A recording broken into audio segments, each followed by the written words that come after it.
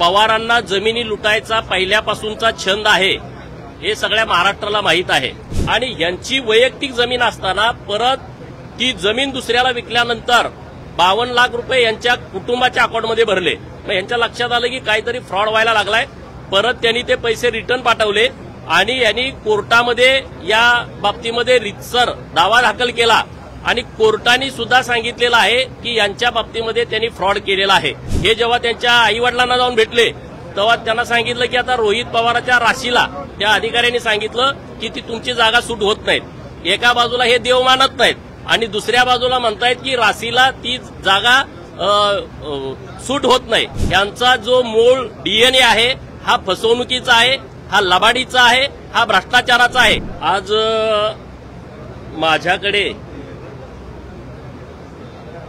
माननीय कृष्णा जायभाय हे मुंबई हायकोर्टामध्ये वकील आहेत, ते माझ्याकडे सकाळी आले होते आणि त्यांच्या बाबतीमध्ये रोहित पवारांनी एक मोठी फसवणूक केलेली आहे आणि म्हणून त्यांना न्याय मिळावा या भावनेतून ते माझ्याकडे आले होते।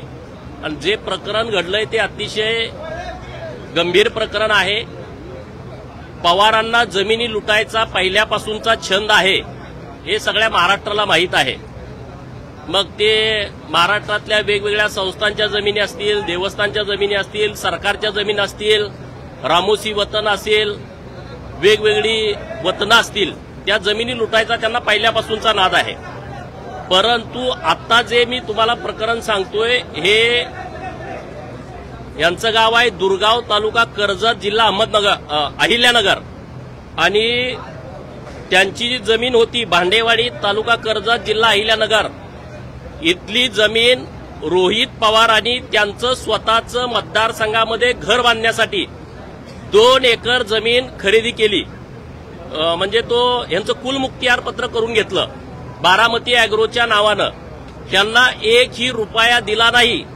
हे जे प्रकरण झालं हे 20/10/2021 ला त्यांच्या घरासाठी बंगला तिथं बांधायचा आहे। मग तुमची बाजूला राहिलेली 5 एकर क्षेत्र आहे त्यातलं 2 एकर त्यांनी पॉवर ऑफ अटर्नी करून घेतली आणि 3 एकर जागा शिल्लक ठेवली। हा व्यवहार त्यांचा 52 लाख रुपयाला ठरला होता।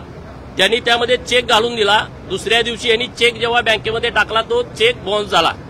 परत त्यांचे जे बारामती अॅग्रोचे अधिकारी आहेत आणि त्या कारखान्याचे एमडी आहेत, कोण नाव गोळवे, सुभाष गोळवे, यांना त्यांनी संपर्क केला की बाबा आमचे पैसे तुम्ही चेक दिला, बँकेमध्ये अकाउंटला पैसे नाहीत। आणि मग परत त्यांची टोलवाटोलवी केली आणि डायरेक्ट 2023 ला त्यांनी ती जमीन दुसऱ्याला विकून टाकली 2.5 कोटी रुपयाला आणि यांना 1 रुपया दिला नाही। आणि यांची वैयक्तिक जमीन असताना परत ती जमीन दुसऱ्याला विकल्यानंतर 52 लाख रुपये यांच्या कुटुंबाच्या अकाउंटमध्ये भरले। मग यांच्या लक्षात आलं की काहीतरी फ्रॉड व्हायला लागलाय। परत त्यांनी ते पैसे रिटर्न पाठवले आणि यांनी कोर्टामध्ये या बाबतीमध्ये रितसर दावा दाखल केला आणि कोर्टाने सुद्धा सांगितलेलं आहे की यांच्या बाबतीमध्ये त्यांनी फ्रॉड केलेला आहे।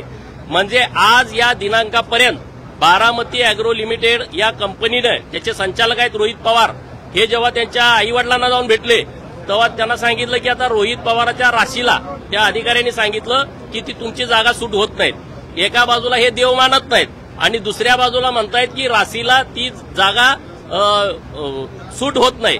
तर असे जे प्रकार सुरू आहेत तर रोहित पवारांनी यांची मोठी फसवणूक केलेली आहे। एक सर्वसामान्य भटक्या विमुक्तातला मुलगा, त्यांच्या कुटुंबातल्या त्यांच्या वडिलांनी स्वकष्टावरती घेतलेली जमीन, त्या जमिनीचा 1ही रुपया त्यांना न देता ती जमीन परस्पर 52 लाख रुपयाला घेतलेली जमीन 2.5 कोटीला विकलेली आहे।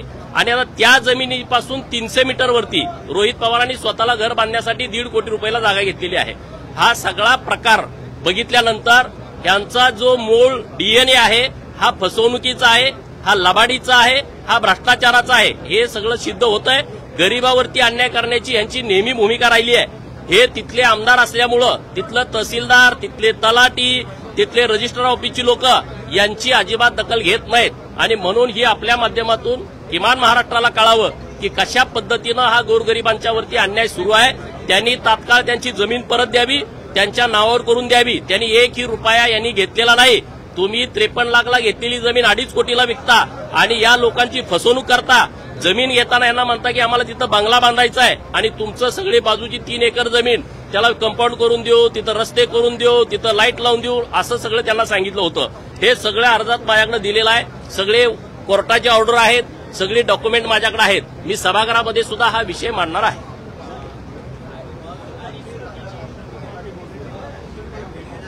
हा भेटणार नाही, त्यांनाही भेटणार, माननीय मुख्यमंत्री उपमुख्यमंत्री महोदयांनाही भेटणार आणि यांची जी तक्रार आहे ती त्यांच्या कानावरती घालणार.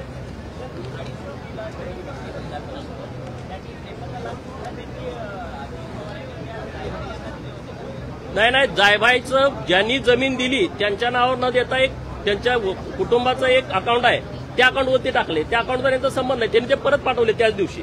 जो रितसर व्यवहार पूर्ण करण्याची आवश्यकता होती 2021ला 10व्या महिन्यामध्ये तुम्ही हा व्यवहार करता आणि 2023ला जमीन विक्री केल्यानंतर त्यांचे पैसे देता, म्हणजे तुमचा फ्रॉड करण्याचा हेतू आहे. आणि कोर्टानेही स्पष्ट केलं की यांच्याबरोबर फ्रॉड झालेला आहे, हे कोर्टाने ऑर्डरमध्ये नमूद केलेलं आहे. कुठली कालची?